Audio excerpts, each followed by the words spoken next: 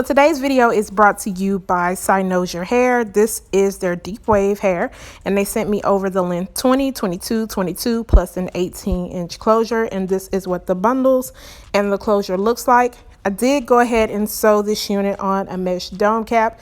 This hair was very easy for me to sew and work with. So now I will go ahead and just add a pop of color to this hair. I already made it into a wig, and I did go ahead and bleach the knots on my closure, but I just want to give this a pop of color. I have so much deep wave and curly hair that I don't want it all to look the same when I show you guys. So just to spice it up just a little bit, and fall is around the corner, so I will be going ahead and experimenting with different colors on my unit. So yeah, the hair is wet, and I feel like wet hair is the best way to color hair. That's just my experience, because I feel like you don't need as much product when you are putting it on the hair, and I feel like it just goes on easier. So I have my gloves and I'm just running it through the hair. I have done this method before on my March Queen hair, so if you guys haven't seen that video, you can check it out.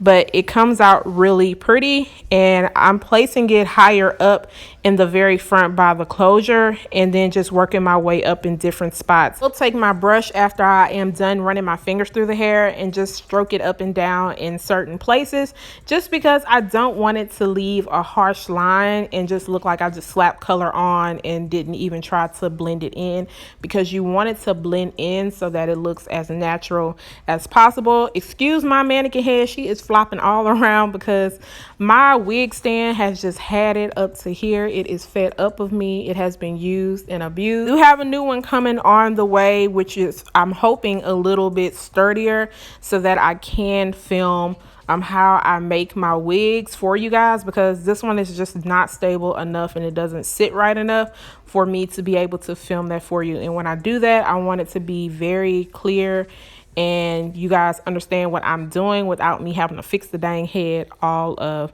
the time. After I was done with this, I did leave this on for about 10 to 15 minutes.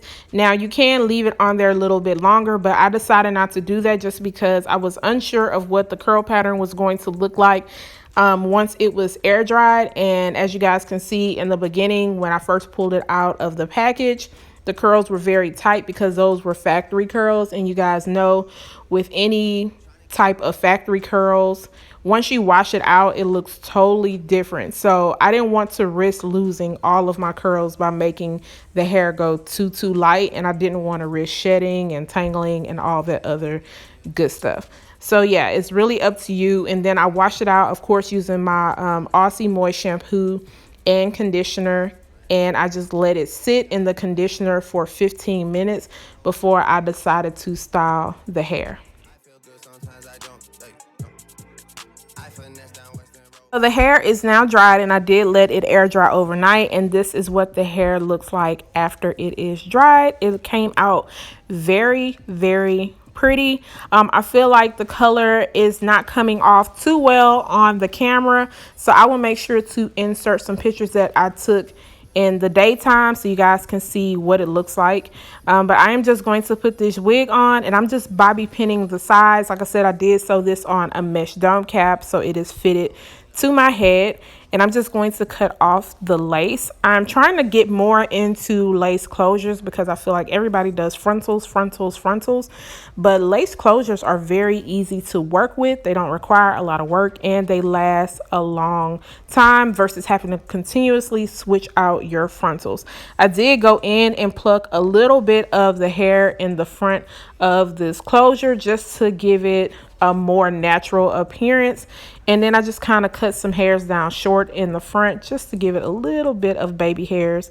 And you see me going in and adding my Ruby Kisses 3D Creator palette in the color light medium, and I am just running the serum through this hair just to give it some shine. And this hair feels really nice and soft still. However, I will say you will need to put a little bit of serum at the ends and make sure you take care of that, just because it did come off a little bit dry but not too dry. I feel like the curls still look really good, and the ends of the hair are more spiraled, and then the top of the hair is more of a deep wave, which I do love.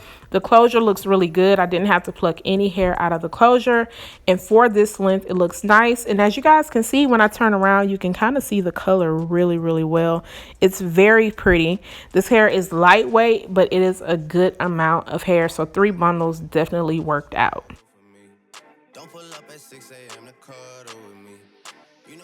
Yeah, guys, let me know what you think about the pop of color. You guys know I don't really like a lot of loud colors. This is like my favorite brown when it's time to color hair, just because it's not doing too much and it's perfect to wear for every day. So if you guys are interested in this hair, I will leave a link down below. Don't forget to subscribe to my channel, turn on your notification button, share and like this video, and I will see you guys the next time. Bye, guys.